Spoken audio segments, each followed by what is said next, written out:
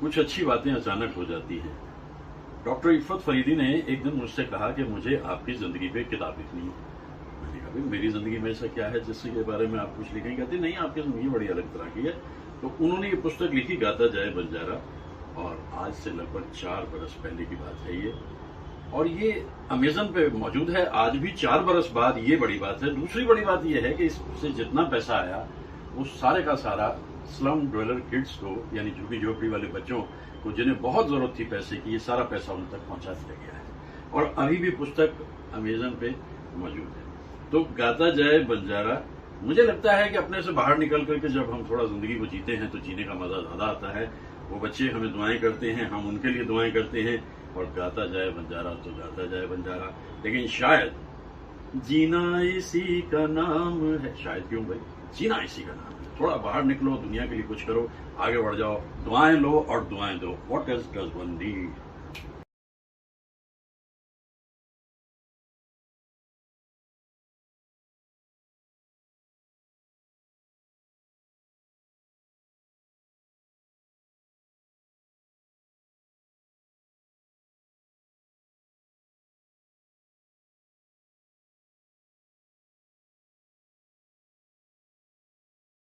जो जिससे मिला सीखा हमने, गैरों को भी अपनाया हमने। वजह पता क्या है? हम उस देश के वासी हैं, हम उस देश के वासी हैं जिस देश में गंगा बहती है। और हम भारतीयों की जिंदगी में जो सबसे अहम है वो है हिंदी सिनेमा। हिंदी सिनेमा भी 50s और 60s का जब याद करता हूँ तो बहुत कुछ याद आता है, वो कलाकार याद आते हैं, और मेरा भारत महान, यकीनन यकीनन।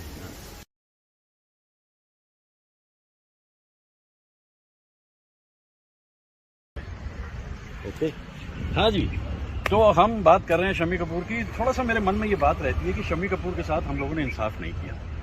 जिस जमाने में 18 फिल्म उनकी नहीं चली तब भी मेहनत करते रहे, और उसके बाद जब उनकी फिल्म चली तो हम कहते थे यार ये ठीक है, एंटरटेनर तो है लेकिन एक्टर अच्छा नहीं। और जब ब्रह्मचारी में फिल्म फेयर अवार्ड मिला तब लोगों ने माना यार एक्टर भी कमाल है शम्मी कपूर। तो शम्मी कपूर के लिए जो हमारे मन में बात आती है वो यही है कि वो एक्टर रिदम ओरिएंटेड है। उसकी रिदम देखिए, उसके पूरे शरीर में एक ताल है, एक धुन है। इसलिए मैं आजकल शम्मी कपूर के बारे में ज्यादा बोलता हूं क्योंकि 14 अगस्त उनकी पुण्यतिथि है, और 14 अगस्त तक पहुंचते पहुंचते मैं बहुत कुछ कह चुका हूं और कहता रहूंगा। और ऐसे ही होता है जिंदगी के अंदर, आप जानते भी हैं इस बात को कि समय होता है हर चीज का समय होता है। जब समय आ जाता है तो उसकी कदर हो जाती है। अब हमारे दिल में शम्मी कपूर साहब की बेहद कदर है और उनकी पुण्यतिथि आने वाली है, मतलब आ गई 14 अगस्त, और हम उन्हें याद करते हैं। फूलों की अंजुमन है और याद आते हुए उस दौर के कुछ कलाकार।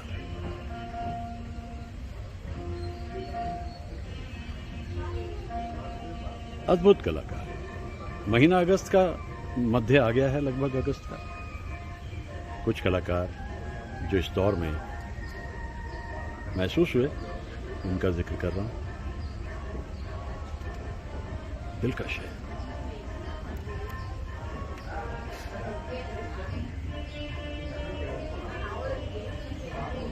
उदासी के गीतों पे भी शम्मी कपूर की अदाकारी बेहतरीन ही होती थी।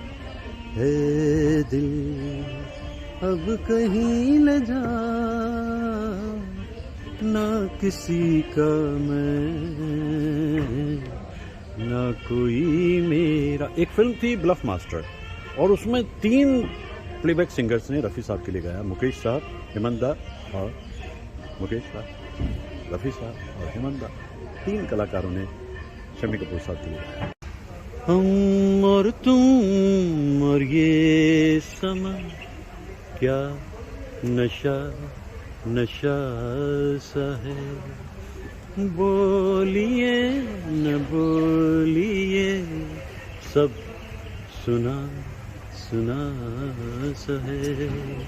शम्मी साहब, और ऐसे मनाजिर में आकर के शम्मी साहब को याद करना, और ये सुरीले परिंदे भी आ गए भाई। वो कहते रहे शम्मी कपूर साहब की बात कर रहे हो, आ रहे हैं हम भी, और सुरीले परिंदे भी आ गए।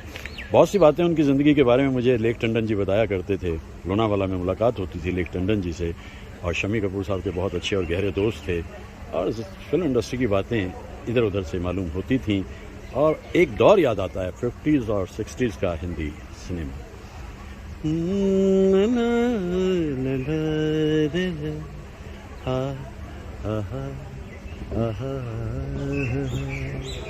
हम और तुम मरिए संग।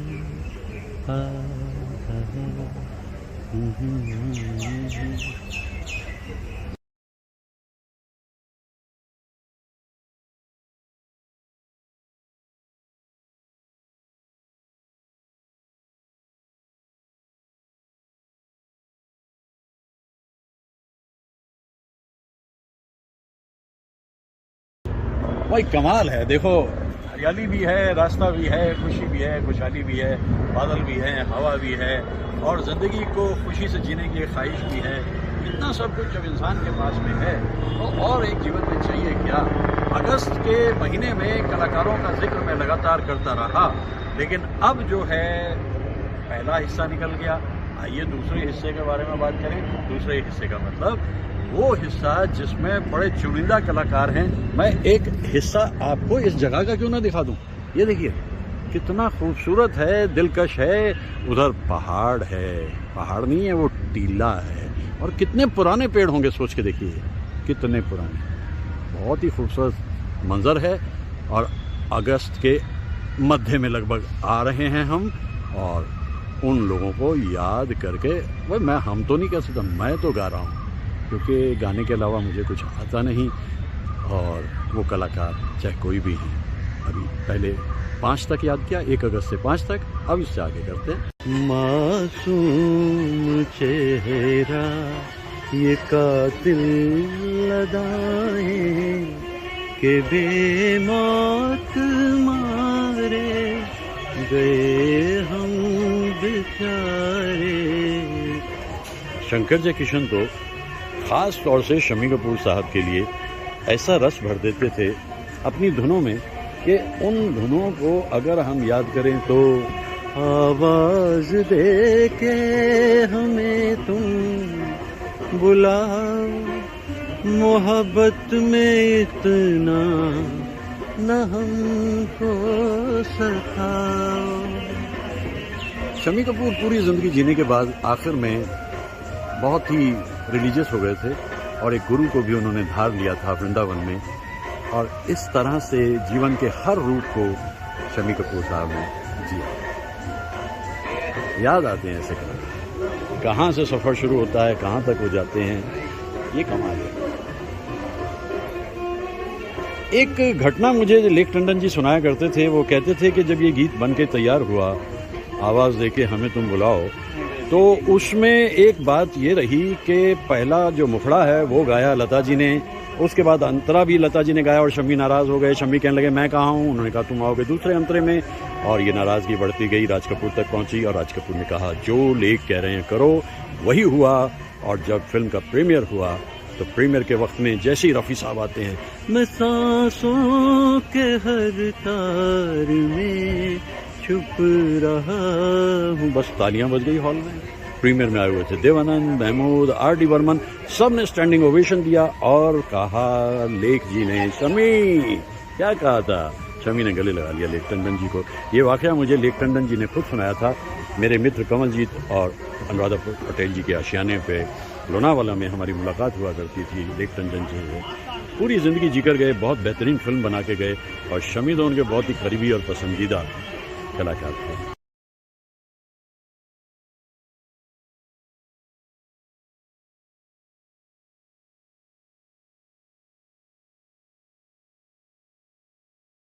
खाना मैंने यहाँ आकर खाया। मैं खेत के बारे में बात कर रहा हूँ, खेत रेस्टोरेंट के बारे में। और सामने मनदीप सिंह जी हैं जो इंदौर से आए हैं और ऐसा बढ़िया खाना इन्होंने बनवा के दिया और इतना अच्छा एडमिनिस्ट्रेशन इनका है। तो बेंगलोर वासियों, बेंगलुरु हन्नूर रोड पे 4 किलोमीटर, मतलब वहां से हमारे कोतनूर से, अभी मैं आपको और एड्रेस दूंगा, भाई आप आना जरूर। क्यों मनदीप जी, बहुत अच्छा खाना, ऑथेंटिक पंजाबी खाना, ऑथेंटिक पंजाबी खाना मिलेगा। एक बार आएंगे आप, बार बार आएंगे। मैं बार बार। और सबसे बढ़िया बात है कि far from the wedding crowd, इतनी जगह बेंगलोर में, ओ भाई मैं तो सोच भी नहीं सकता। इतनी जगह बेंगलोर में, far from the madding crowd कभी पढ़ते थे टॉमस हार्डी का, यहाँ तो मजा आ गया। और अरसे तक ये इलाका इतना ही साफ सुथरा रहेगा। टीम बहुत अच्छी है, मैं दुआ करता हूँ जी, बहुत सारी दुआ है। और मैं हमेशा एक काम किया करता हूँ कि नौजवानों के भले के लिए, उनकी तरक्की के लिए मैं कलम भेंट करा करता हूँ। ये कलम आपके लिए। पंदीप जी आते रहेंगे, मिलते रहेंगे, दुआएं। ये रिव्यू आपका जा रहा है गूगल पे, और मेरी तस्वीरें खींची हुई जो है वहाँ बड़ी पसंद की जाती हैं। 10,25,000 लोग मेरी तस्वीरें देख चुके हैं, और मैं गूगल से कोई पैसा नहीं लेता। ये बिल्कुल प्रोफेशनल काम नहीं है, क्योंकि मैं रिटायर्ड प्रोफेसर, धुली पहुंची पेंशन आती है, उससे मेरा काम चलता है। ये नौजवानों को देखिए ना कि कितने अच्छे ढंग से ये लोग सर्व करते हैं भाई। बहुत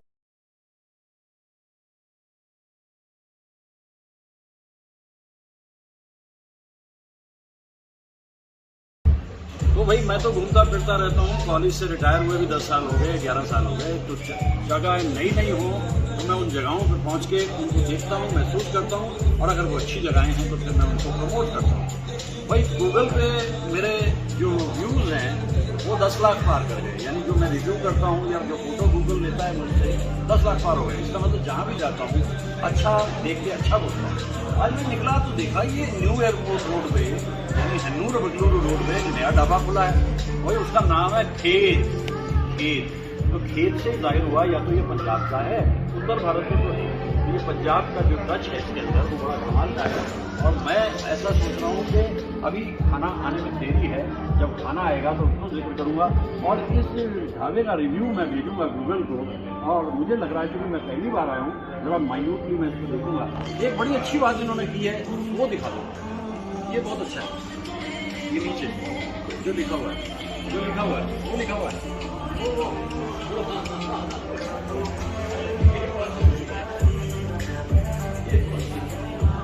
ये बहुत अच्छा काम किया। ने मुझे नाम बोला सुराज, मैं करता हूँ, बाकी मैं बना लूंगा। Thank you.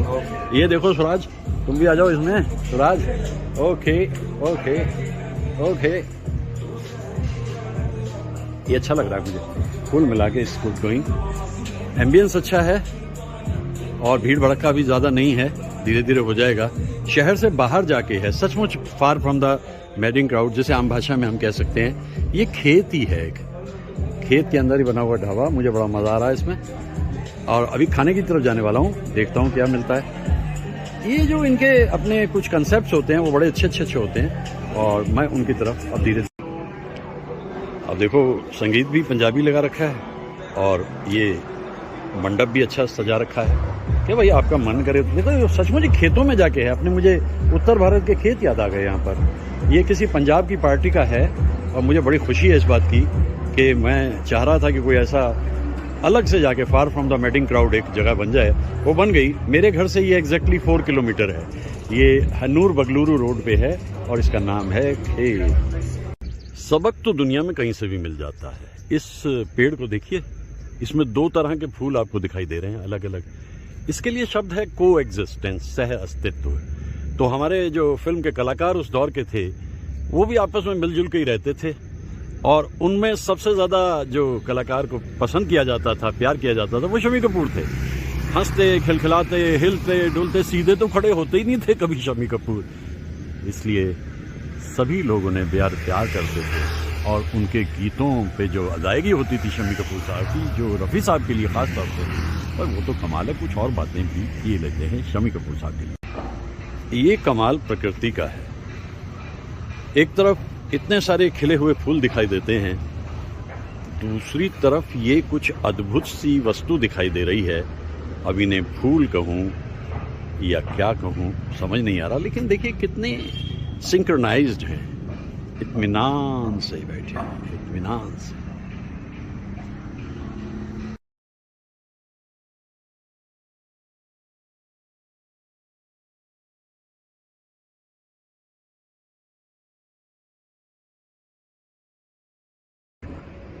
ओके, तो आजकल मैं बात कर रहा हूँ शम्मी कपूर साहब की। लीजिए मैं कुछ बातें शम्मी साहब के बारे में आपको बता दूँ। भाई कश्मीर की कली 1964 में फिल्म आई, मतलब तैयार हो गई, और उसमें शर्मिला कपूर की पहली फिल्म है, हिंदी फिल्म।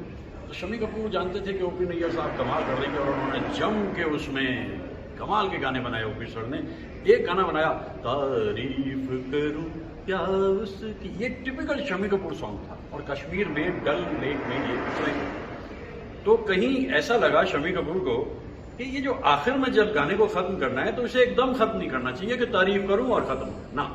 वो कह रहे इसे 5 या 6 बार तारीफ करूं। ओपी नैयर साहब तो बड़े प्योरिस्ट थे, कहने लगे नहीं नहीं नहीं शम्मी, इसका कोई मतलब नहीं यार, है क्या मतलब करूं करूं करूं। तो मोहम्मद रफी साहब से बात की शम्मी कपूर ने, उन्होंने दोनों ने मिलके ओपी नैयर साहब से कहा यार ट्राई करने में क्या हर्ज जाएगा, वो की फर्क पैदा है यार, ट्राई करते हैं, हो गया ठीक लगे थे, निदा चढ़ दी। और रफी साहब ने उन 6 बार को अलग अलग शब्दों में अलग अलग तरीके से किया। तारीफ करूं क्या उसकी, करते करते तो शम्मी उसके बाद झील में गिरते हैं। भाई ये कमाल शम्मी कपूर का था। वो तो हमेशा ही कहते थे कि मोहम्मद रफी साहब और कश्मीर ही है जिसकी वजह से मैं बचा हूं। इवनिंग इन पेरिस, हेलीकॉप्टर से गाने को पिक्चराइज होना है, उसमें बैठे हुए हैं, वो डर रहे थे। इतने में उन्हें क्या लगा कि यार शूट तो करना पड़ेगा। पास में देखा एक छोटा सा बार है, वहां पे कॉन्यक रखी है, उठाई 2 कॉन्यक मुंह में डाली और चढ़ गए हेलीकॉप्टर। आसमान से आया फरिश्ता। भाई यूनिक इंसान शम्मी कपूर, यूनिक इंसान, मेहनत की थी और मेहनत का फल उन्हें बहुत मिला। और आज मैं शम्मी कपूर साहब की इसलिए बहुत कदर करता हूँ। बेटी ने कहा पापा जन्मदिन का तोहफा क्या दे रहे हो? शम्मी का बोलो जो चाहिए। पापा पीना बंद कर दो। फिल्म इंडस्ट्री में कम ही लोग ऐसे हैं जो छाछ और लस्सी पी करके गुजारा करते हैं, ज्यादातर लोग पीते ही हैं। शम्मी कपूर ने छोड़ दिया, मेरी बेटी ने कहा है नहीं। आखिरी दिनों में तसव्वुफ की दुनिया में चले गए थे और वृंदावन में गुरु धार लिए थे। 31 जुलाई 1980 को जब मोहम्मद रफी साहब की खबर मिली रात को, मेरे ख्याल से 1 अगस्त की सुबह मिली होगी खबर, रिक्शा में जा रहे थे और किसी ने पीछे से शम्मी साहब आपकी तो आवाज़ चली गई। मेरी आवाज़ चली गई? कैसे चली गई भाई, मैं तो बोल रहा हूँ। अरे साहब रफी साहब की मुझसे, और इतना दुख हुआ शम्मी कपूर को। मैं उस कलाकार को धीरे धीरे एक्सप्लोर कर रहा हूँ, उसकी ज़िंदगी से जुड़े जितने किस्से और हिस्से हैं उन्हें महसूस कर रहा हूँ, उनके गानों को याद कर रहा हूँ। बार बार वही कहता हूँ, यूं तो हमने लाख एक्टर देखे हैं, शम्मी सा नहीं देखा। और शम्मी कपूर की बॉडी में रिदम, उनकी ताल, उनकी धुन और गाने जो तीसरी मंजिल के लिए उन्होंने किए, जब मैं यकीनी तौर पर कह सकता हूँ ये जो स्पॉन्टेनियस जेस्चर्स हैं ये शम्मी कपूर के अलावा कोई कर नहीं सकता। तो आज फिर उन्हें याद किए लेता हूँ और ये आ रहा है, बस समझ लीजिए आ गया, समझ लीजिए 14 अगस्त उनकी पुण्यतिथि। 80 की तरफ जाते जाते दुनिया से रुखसत हुए, लेकिन खुश मिजाज इंसान थे। याद रखो, ये जो जिंदगी दिख रही है ना, दरअसल ये आड़ी तिरछी लकीरों की बनी हुई एक ऐसी पहेली है, समझ में आती नहीं। शम्मी कपूर के शुरू के संघर्ष, गीता बाली से प्यार होना, उनसे विवाह करना, गीता बाली का जल्दी से दुनिया से रुखसत हो जाना और उसके बाद फिर शम्मी जी का नीला जी से विवाह होना, एक बेटा एक बेटी और पूरा जीवन जी करके। और जब गुलजार साहब ने उन्हें फिल्म इजाजत में लिया तो कोई सोच नहीं सकता था कि ये वही शम्मी कपूर साहब हैं जो उछलते कूदते थे। क्या कमाल के कलाकार थे शम्मी कपूर साहेब। याद कर रहा हूं मैं उन्हें। और जैसा मैंने कहा कि जिंदगी वैसे भी ये आड़ी तिरछी लकीरों की एक ऐसी कहानी है, एक ऐसी पहेली है, समझ आती नहीं और जरूरत भी क्या है समझने की, जैसे आ रही है लिए जाओ बस, और क्या रखा है। ये एक अच्छा आइडिया। अब शम्मी कपूर साहब की तो जैसे कहते हैं ना कि किस्मत ने रंगत बदल ली एकदम से। चाइना टाउन एक ऐसी फिल्म है जिसमें शम्मी कपूर ने खुल के एक्टिंग की और उस एक्टिंग से लोगों ने समझ लिया कि यार ये बंदा किसी के हाथ आने वाला है नहीं और इसकी अपनी जिंदगी अलग से है। क्योंकि जिस तरह टाली हो, अब टाली हो का मतलब क्या है? बार बार देखो, हजार बार देखो, ये देखने की चीज है हमारा दिन लाला। अब टाली हो, वो ऐसा करते थे क्योंकि उनके म्यूजिक डायरेक्टर जो होते थे वो भी इस बात को समझ लेते थे कि यार इस इंसान के अंदर इतनी रिदम है, इतनी ताल है इसके अंदर कि इसको तो जो करना है करने दो, डायरेक्टर को तो कुछ कहने की जरूरत नहीं पड़ती थी। और शक्ति सामंत साहब के साथ में भी जो फिल्म उन्होंने की, शक्ति सामंत साहब यही कहा करते थे भाई मेडिकल किट वो बंदा अपने पास में जरूर रखता था शम्मी कपूर। और लेक टंडन जी के तो बहुत ही अच्छे दोस्त, कितनी कमाल की फिल्म उन लोगों ने मिलकर। और इसके अलावा अकेली फिल्म ही नहीं, दोस्तियां बड़ी गहरी थी उन लोगों के बीच में। मुझे एक वाकया याद आ रहा है कि बहुत बरस पहले की बात है, मैं अपने मित्र कमलजीत के साथ बैठा हुआ था लोनावाला में, आराम से बैठे, बारिश हो रही है, यही जमाना था बारिशों का। तो इतने में मैंने उनसे कहा, कमल जी से, मैंने कहा यार ये प्राण साहब की किताब नहीं मिल रही कहीं पे, उनकी जो बायोग्राफी है। तो वहीं से कमलजीत ने प्राण साहब के बेटे सुनील को फ़ोन किया। तो सुनील ने कहा भाई कब आ रहे हो आप, मेरे पास किताब है मैं आपको दे देता हूँ। तो नतीजा ये निकला कि 4-5 घंटे में हम पहुँचे। सुनील उनके बेटे नीचे आए, कहने लगे पापा की तबीयत बहुत ख़राब है इसलिए आप मिल नहीं पाएंगे, लेकिन ऑटोग्राफ किताब उन्होंने दे दी। अब हम थोड़ी दूर निकले, पीछे से लेक टंडन जी का फ़ोन आया कमलजीत को, ओए कुकू किथे हैं? कुकू कहता भाई असी बॉम्बे पहुंचे। ओ ले यार मैं तेरे घर खड़ा लोनावाला च और शमी कपूर मेरे नाल है। ओ हो अगर सिर्फ 3-4 घंटे वहां रुक गए होते लोनावाला में तो शमी कपूर साहब से मुलाकात हो जाती। लेकिन जिंदगी में कुछ कुछ छुपना भी जरूरी है। सब कुछ आपने पा लिया तो बात क्या बनी। और इसीलिए हर दुनिया उसी की, जमाना उसी का, मोहब्बत में जो गया हो किसी का। ये जो गीत है, गीतकार ऐसे लिखते थे, संगीतकार वैसे बनाते थे। और रफी साहब दा की कहना, मेरा ख्याल है कि अब हम थोड़ा सा और आगे बढ़ते हैं और आगे बढ़ करके शमी कपूर साहब को इसी तरह से याद किए जाते हैं। भाई कमाल के कलाकार शमी साहब। वो बहारें, वो चांदनी रातें हमने की थी, जो प्यार की बातें, उन बहारों की याद आएगी जब ख्यालों में मुझको पाओगे, तुम मुझे यूं भुला न पाओगे, जब कभी भी सुनोगे गीत मेरे, संग संग तुम भी गुनगुनाओगे।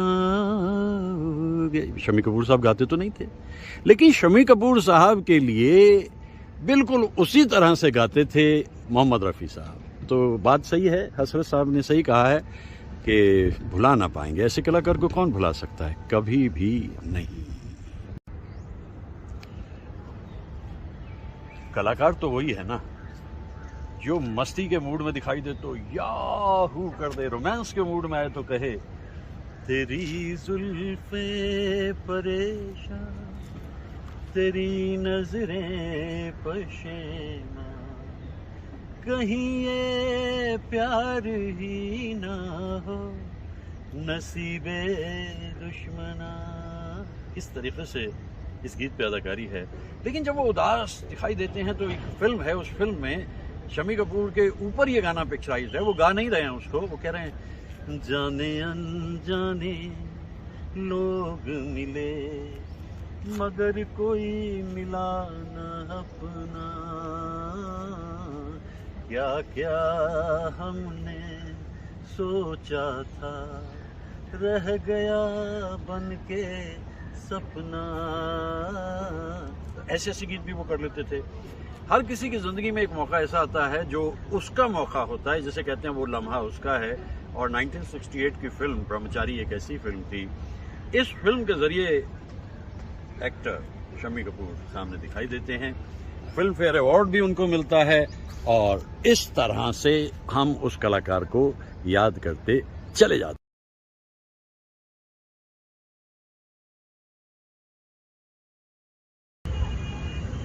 जंगली जानवर, बदतमीज,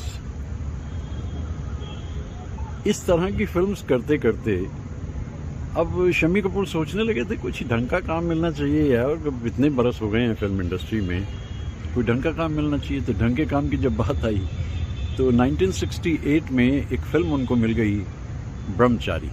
अब ये जो ब्रह्मचारी नाम की फिल्म है, ये फिल्म एक अलग तरह की फिल्म है और इसका किरदार उम्मीद तो नहीं थी कि इतने अच्छे ढंग से वो इंसान निभा सकेगा जिसने दिल तेरा दीवाना, दिल दे के देखो, तुम सा नहीं देखा जैसी एंटरटेनिंग फिल्म की है।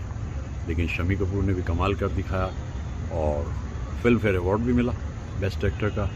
और एक गीत ऐसा बना दिया शंकर जयकिशन और शैलेंद्र जी ने कि उस पर रफ़ी साहब को भी बेस्ट सिंगर अवार्ड मिला।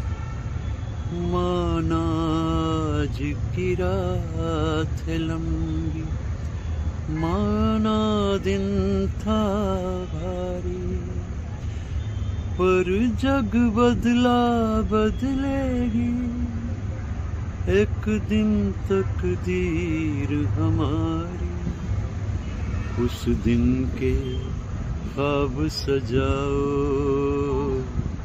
मैं गाऊं तुम सो जाओ, सुख सपनों में खो जाओ।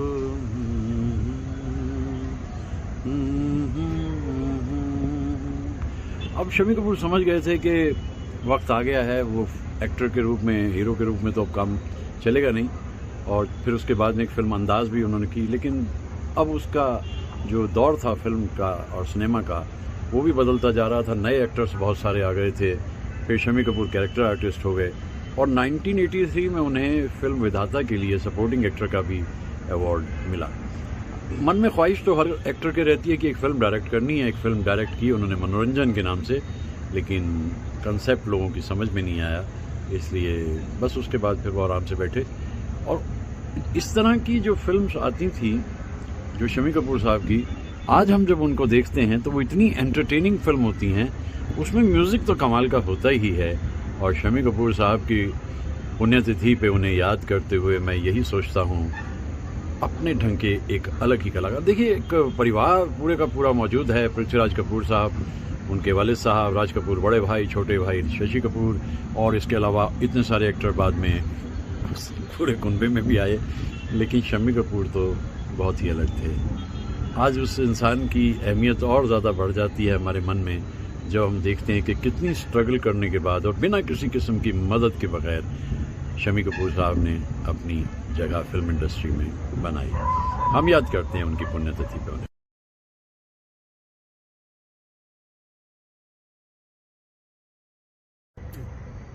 हाँ, तो मैं बात कर रहा हूँ ना शम्मी साहब की। तो शम्मी साहब ने ऐसा नहीं कि रफ़ी साहब से पहले ही मिलना हो गया उनका, पहले तलत महमूद ने उनके लिए गाना गाया, चल दिया कारवां। मुकेश साहब ने भी उनके लिए गाना गाया, और सोचा था प्यार हम ना करेंगे, और हेमंत दा ने भी गाया ए दिल, सभी ने गाया उनके लिए। लेकिन जो रफ़ी साहब से उनकी मोहब्बत थी वो अलग ही थी। और एक गीत वो क्या करते थे, हर रिकॉर्डिंग में बैठा करते थे जाकर शम्मी कपूर, और रफ़ी साहब गा रहे हैं और जो कहना है जो चाहना है वो बता देते थे। एक गाने की रिकॉर्डिंग होनी थी और ये बाहर गए हुए थे शम्मी कपूर, तो इतने में पीछे से रिकॉर्डिंग कर ली। अब जब लौट के आए शम्मी कपूर तो शक्ति सामंत साहब से कहने लगे, भाई ये क्या बात हुई, मैं तो यहाँ था नहीं, आपने गाने की रिकॉर्डिंग कैसे कर दी? और उन्होंने कहा आप सुनो तो सही, रफ़ी साहब ने गाया कैसे है। और जब वो गाना गा के बन के तैयार हुआ तो रफ़ी साहब गाने को देखा, रफ़ी साहब किस तरीके तुसी मेरे इन्हां सारे गल्लां नूं समझ के क्या कमाल कीता है। आसमान से आया फरिश्ता, 1960 तक एक बड़ा अच्छा कॉम्बिनेशन था। वो कॉम्बिनेशन एस मुखर्जी और नासिर हुसैन का था, दोनों मिलकर फिल्म बनाते थे, एक प्रोड्यूस कर रहे हैं और नासिर उसको डायरेक्ट कर रहे हैं। 1960 आते हुए एक फिल्म बननी है मिस्टर जंगली, और उसमें देवानंद साहब ने काम करना है, लेकिन किसी वजह से नासिर हुसैन और एस मुखर्जी अलग हो गए और देवानंद साहब चले गए नासिर हुसैन के साथ, जब प्यार किसी से होता है, और मिस्टर हिटलर जो है उसका नाम बन गया जंगली। तो जंगली में अब गाना है याहू। अब याहू रफ़ी साहब कर सकते थे, लेकिन शंकर जयकिशन ने कहा कि कोई एक और आवाज़ देखो। तो आप हमेशा जब भी कभी इस गाने को सुनिए तो मान लीजिएगा ये आवाज़ प्रयागराज जी की है, जो शम्मी कपूर के बड़े याहू यानी फुल थ्रोटेड वॉइस है। और ऐसा भी नहीं कि याहू पहली बार है, इससे पहले भी 1957 की फिल्म जो थी तुमसा नहीं देखा, तो उस तुमसा नहीं देखा में भी याहू का इस्तेमाल किया था, यार दिल रुबा है, इस तरह के गीत में। तो शम्मी कपूर इस तरह के मस्त मौला आदमी थे, ऐसे ऐसे गाने बनाते थे, देखते रहते थे, बहुत कुछ उनके बारे में कह लिया। और मेरा ख्याल है कि मुनासिब वक्त है, अब चलते हैं यहाँ से MTR और जाकर के वहाँ अपने वीडियो को पूरा करते हैं। मतलब पूरा करते से मतलब अब कुछ जाकर खा लेते हैं, और इस वीडियो के जरिए मैं शम्मी कपूर साहब को श्रद्धांजलि देता रहा उनकी पुण्यतिथि पे 14 अगस्त।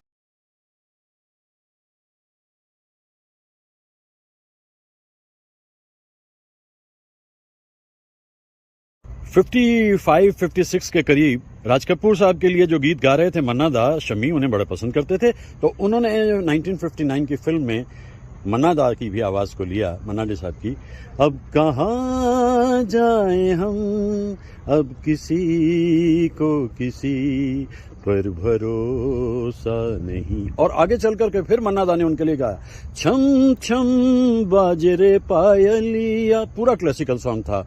और किशोर कुमार तो फिर आगे जा करके जाने अनजाने, इस पे लिपसिंक नहीं है शमी साहब की। हाँ, गाना जो है पूरे का पूरा फोकस ये उसी पर है, शमी साहब पे है, और गा रहे थे किशोर। मगर कोई मिला ना अपना, ऐसे ऐसे कलाकारों के बाद सब अल्टीमेटली फिर पहुंच गए मोहम्मद रफ़ी साहब के साथ। और ऐसे खूबसूरत, सबसे ज़्यादा गीत मोहम्मद रफ़ी साहब ने दरअसल शमी कपूर साहब के लिए गाया। If I am correct, I think it's around 199 songs. Oh, incredible.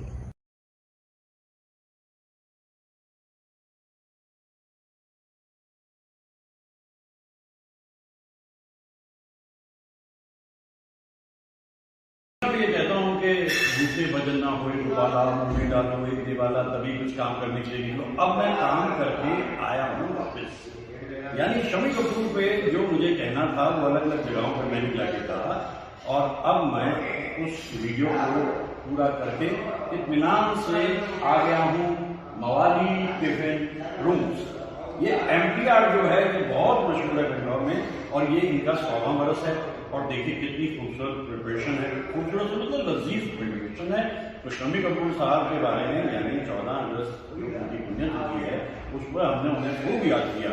और एक ऐसे कलाकार को याद किया जो खुद कहता था कि भाई जब हम फिल्म इंडस्ट्री में आए तो तीनों कमाल के लोग छाए हुए थे, ना उन्हें हमारी फिक्र थी, और हमने कहा भी अपनी फिक्र खुद ही करो। ये शमी कपूर का कहना है। राज कपूर, दिलीप कुमार के बारे में कोई कहीं किसी की मदद नहीं करता, कौन करता है, मतलब ऐसे भी तो बिजनेस है। तो शमी कपूर को मैंने बड़े प्यार से याद किया, उनकी पुण्यतिथि पर मुझे बड़ी तसल्ली मिली, और तसल्ली से अब मैं खाना शुरू कर रहा हूँ। ये जो सुबह सुबह इसे कहते हैं मिनी टिफिन, ठीक है जी, शुरू कर, ठीक है। थैंक यू प्रकाश। जैसे संगीतकारों की जान उनके म्यूजिशियंस होते हैं, इसी तरह किसी भी रेस्टोरेंट की जान उनके वर्कर्स होते हैं, उनके हेल्पर्स होते हैं। और यहाँ ये जो हमारे सामने मौजूद हैं प्रकाश, ये 11 वर्ष से MTR के साथ में हैं। क्यों, क्या ख्याल है? और ऐसे ऐसे जो हेल्पर और वर्कर होते हैं, उन्हीं के सहारे ये ऊंचाइयां हासिल करते हैं एस्टेब्लिशमेंट MTR, मवाली tiffin rooms. Thank you Prakash.